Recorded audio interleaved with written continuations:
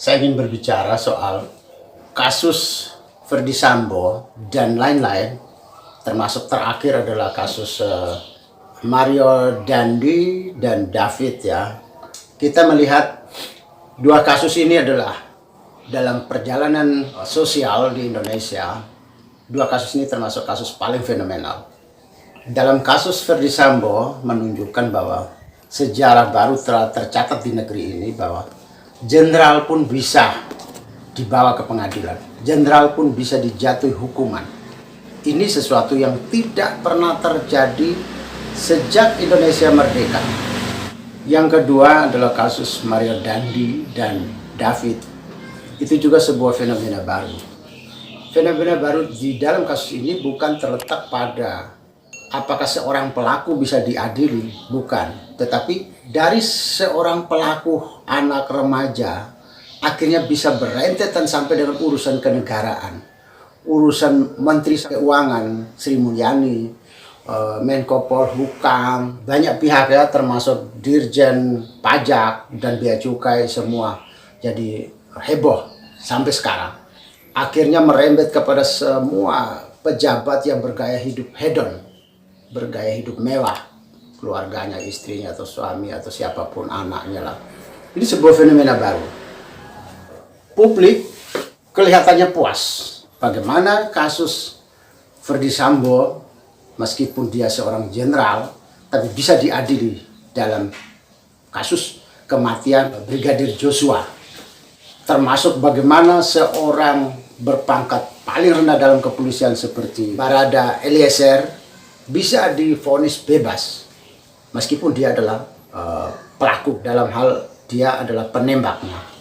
Dua fenomena ini di kasusnya Mario Dandi juga menunjukkan bahwa praktek yang bertahun-tahun sudah berjalan di dalam Kementerian Keuangan, khususnya dalam perpajakan dan bea cukai, akhirnya bisa dibongkar. Satu persatu bisa dibongkar oleh masyarakat, oleh netizen. Dua kasus ini menunjukkan bahwa inilah contoh dari civil society yang bagus, masyarakat sipil yang bagus, yaitu masyarakat yang punya kekuatan, punya power, mampu memperjuangkan keadilan, bukan mengharapkan kami berharap memberi keadilan untuk masyarakat seluruhnya. Kami berharap supaya pemerintah atau ke aparatur hukum mampu bertindak adil. Itu namanya meminta. Kita meminta. Ada landasan konstitusi, karena itu memang amanat konstitusi. Permintaan itu tidak salah. Tetapi kalau perilaku negara, perilaku aparatur kita sudah menyimpang, maka permintaan itu tidak mempan. Maka yang muncul adalah tekanan, tuntutan, tekanan. Dari minta, tuntutan, kemudian tekanan. Nah, inilah dua kasus terakhir ini menunjukkan bahwa power, kekuatan masyarakat sipil muncul dengan sangat ideal. Tetapi apakah ketidakberesan di negeri ini hanya terjadi pada kasus itu? Hanya pada kasus kematian Joshua? Hanya pada kasus pemukulan David? Tidak. Di semua daerah, di semua tataran terjadi banyak kejadian-kejadian yang melanggar ketatatertiban, melanggar hukum, itu banyak terjadi. Cuma pertanyaannya, kenapa tidak ada atau belum ada kasus yang begitu efektif prosesnya seperti kasus kematian Joshua dan kasus penganiayaan terhadap David? Semua kasus lain kenapa tidak sebagus itu? Tentu masyarakat di berbagai tempat mengharapkan, alangkah bagusnya kasusku seperti David, keluargaku yang dianiaya, yang sewenang-wenang seperti David, atau pelaku akan ditindak seperti Mario, atau para pejabat keluarga Mario dan teman-teman ayahnya Mario, alangkah bagusnya mengalami seperti itu. Alangkah bagusnya kasus anak saya atau keluarga saya seperti beruntungnya kasus Joshua. Semua orang berharap begitu. ternyata tidak semua daerah, tidak semua kasus bisa seperti itu. Pertanyaan muncul, apa sih yang membuat kasus seperti Joshua, kematian Joshua, seperti penganiayaan David bisa muncul begitu kuat, kokoh, bisa ditindak, bahkan bisa merembet kemana-mana, sampai kasus Sambo itu sampai merembet kepada semua perilaku polisi, semua harus dibongkar, sampai banyak pihak yang akan goyah. Di mana letak kekuatan dari dua kasus ini? Supaya kita bisa mempelajari dari dua kasus ini. Di Indonesia, memang tujuan keadilan adalah amanat negara, amanat konstitusi. Tapi semua itu tidak mudah terwujud begitu saja. Karena tangan-tangan manusia yang bermain dalam banyak kepentingan, sehingga tidak mudah diwujudkan. Tetapi bagaimana supaya bisa mudah terwujud? Kita lihat kasus Joshua ya. Dimulai dari kebiasaan orang Batak, sebelum mayat dimakamkan, mereka ada bikin upacara. Upacara ini yang akan mempertemukan keluarga yang masih hidup dengan mayat, dengan keluarga mereka yang sudah meninggal. Sehingga Joshua ini akhirnya harus dibuka petinya. Maka ketika dibuka, maka mereka melihat. Pertanyaannya, jika semua daerah atau orang lain melihat kasus seperti Joshua, lihat luka, lihat bekas-bekas aniaya, apakah mampu bisa membongkar seperti Joshua? Belum tentu. Ketika ada keanehan di dalam Joshua, maka muncullah keluarga Batak. Orang Batak berteriak. Ketika orang Batak berteriak, pers menyambut teriakan keluarga Joshua. Ketika pers menyambut, pers memberitakan, lalu para pakar berpendapat. Pers memberitakan pendapat para pakar, terutama pakar-pakar orang Batak. Setelah pers memberitakan jeritan keluarga Joshua dan pendapat para pakar, mulailah para orang Batak mulai bersatu. Orang-orang Batak mulai memainkan opini di publik, media sosial dan macam-macam. Bahkan ada yang berpendapat lewat media massa. Mulai heboh, ikut mempengaruhi orang luar Batak, ikut mempengaruhi orang se-Indonesia. Lalu muncul dukungan masyarakat, terutama orang-orang Batak. Batak yang di luar negeri pun dan Batak yang dalam negeri pun, mereka mulai mengumpulkan bantuan ekonomi maupun non-ekonomi, material maupun non-material, diberi bantuan kepada keluarga Joshua untuk memperjuangkan keadilan mereka. Pers di mana orang Batak berita, blow up besar-besaran ya. Kemudian terjadi demo, tuntutan unjuk rasa dari saudara-saudara Batak, dan itu berpengaruh. Ada resonansi sosial berupa media massa memblow up. Terjadi beberapa orang Batak yang pengacara datang membackup lagi dengan menarik persoalan ini ke arah hukum.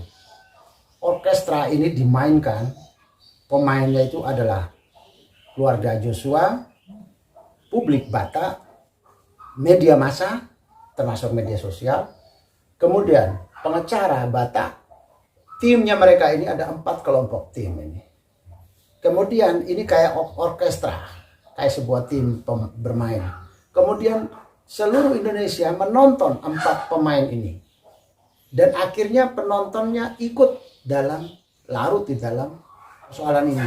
Akhirnya penonton pun ikut memberi support, memberi bantuan, berpendapat lewat media sosial. Masyarakat berpendapat, setiap saat masyarakat berpendapat aktif. Akhirnya tidak ada yang bisa menahan arus besar pergerakan Indonesia. Jadi dimainkan oleh 3-4 tim kerja ini. Keluarga Joshua berjuang kuat, Persatuan Orang Batak, para pers, wartawan orang Batak, pakar orang Batak, dan pengacara orang Batak. Dan mereka ini mampu menarik perhatian publik seluruh Indonesia. Politisi bukan orang Batak, ilmuwan bukan orang Batak, wartawan bukan orang Batak, pengacara bukan orang Batak, netizen bukan orang Batak pun ikut semua di dalam orkestrasi ini. Akhirnya apa? Kekuatan di dalam Sambo melemah. Termasuk Sambo sudah membentuk timnya, melemah. Padahal tim itu adalah jenderal-jenderal, melemah juga. Bahkan persoalan ini diselesaikan dengan sangat menarik, tetap harus dihukum berat, akhirnya keputusan dijatuhkan, hukuman berat. Bahkan orkestrasi ini dilanjutkan dengan menyelamatkan Eliezer yang sebagai GC, Justice Collaborator, dan dia dihargai bebas. Itu juga berdasarkan tuntutan publik. Di dalam kasus Mario Dandi dan David sama juga seperti itu. Pemainnya sama, ada 4 pemain, ada yang memberitakan, ada yang berpendapat, ada yang menuntut keadilan, dan ada pengacara yang membawa ini ke pengadilan. Sehingga yang diadili bukan cuma penganiayaan terhadap Mario, tapi gaya hidup Mario pun disentil orang sampai harus mencari tahu dari mana kekayaan, sampai harus siapa ayahnya, siapa orang tuanya, bekerja di mana, bekerja cara bagaimana sehingga dia dapat kekayaan gitu. Dan akhirnya ketemu, dan banyak sampai sekarang masih bola api ini masih bergulir terus ke dalam lingkungan Kementerian Keuangan. Sehingga banyak orang Menteri Keuangan sekarang, saya kira terutama dari pajak dan bea cukai, tidak tenang. Nah, inilah contoh civil society, membangun civil society yang baik pada era ini adalah yang seperti ini. Katanya era KKN, supaya mendapat keadilan orang harus punya koneksi. Kalau tidak punya koneksi, orang harus punya uang. Kalau tidak punya uang, orang harus punya power, punya kekuatan sipil, punya keberanian menantang, punya anggota wartawan yang peduli, punya ilmuwan yang berpendapat, ilmuwan yang bisa berkoar, tajam, berani, dan punya masyarakat yang begitu gagah berani juga. Punya pengacara yang tidak habis berpendapat, tapi dia berpendapat plus geret ke pengadilan, bawa persoalan ke pengadilan. Jadi pengacaranya action. Jadi pengacara tidak habis berkata-kata, tidak habis berbicara, tapi dia action, membawa. Inilah 4 pemain yang harus dimiliki kalau kita ingin keadilan ada di tangan kita. Ya, jadi ada kekuatan publik, kekuatan civil society, kekuatan masyarakat sipil yang terdiri dari 4 pemain ini saat ini. Ya. Media sosial itu termasuk di dalam ini. Orkestrasi akan memainkan dan media sosial akan ikut berperan besar. Jadi kalau daerah kita, di daerah sampai sekarang ini kejahatan berjalan, baik kejahatan dilakukan oleh negara, oleh pejabat yang berjalan bebas tidak mampu ditahan, itu karena tidak memiliki keempat-empatnya ini. Tidak memiliki kemampuan, kemauan, keberanian mencari kebenaran dari keluarga. Tidak punya wartawan yang begitu berani memberitakan kebenaran. Tidak punya intelektual, cendekiawan yang berani berbicara kebenaran. Dan tidak punya publik yang tergerak hatinya membangun kebersamaan. Itu hanya dimiliki di Batak dan di Jawa. Daerah-daerah lain belum memiliki ini.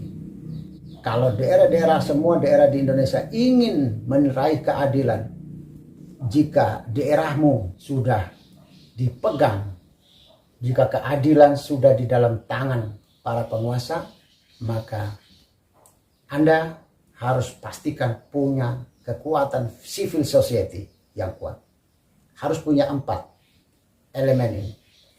Kalau tidak punya 4 elemen ini, maka keadilan masih sulit Anda raih di Indonesia ini.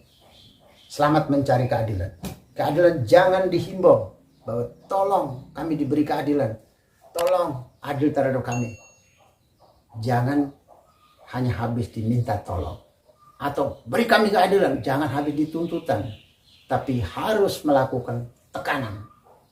Bawa ke pengadilan, buka ke pers, semua empat elemen bergerak, maka selamat meraih keadilan.